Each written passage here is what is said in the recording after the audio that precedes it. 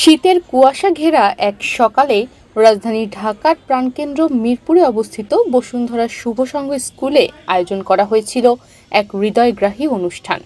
শিক্ষার্থীদের মাঝে পাঠ্য বই বিতরণ করতে সমবেত হয়েছিলেন শিক্ষক, অভিভাবক এবং বসুন্ধরা শুভ সংঘের সদস্যরা। শিক্ষার্থী এবং অভিভাবকদের মুখে তখন প্রশান্তির হাসি। তাদের মনে হচ্ছিল এই বইগুলো শুধু বই নয়, বরং সন্তানদের জীবনে ভালোবাসা আর স্বপ্নের বীজ বুনে দেওয়ার এক অনন্য উপহার।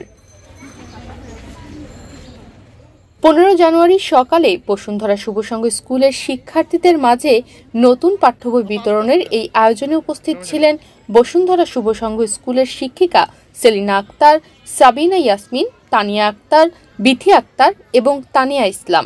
নতুন এই বই শুধু শিক্ষা উপকরণ নয়, শিক্ষার্থীদের জীবনে আলোকবর্তিতা হিসেবে ভূমিকা রাখবে বলে তাদের অভিমত।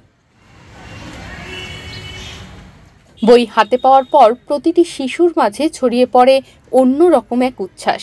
এ সময় অভিভাবকদের মধ্যেও প্রশান্তির হাসি দেখা যায়।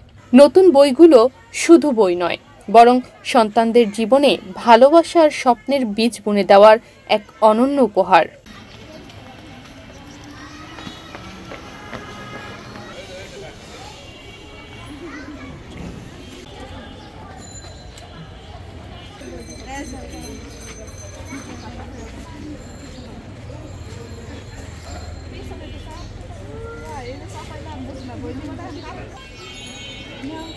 সবাই বাংলা বই থাকবে।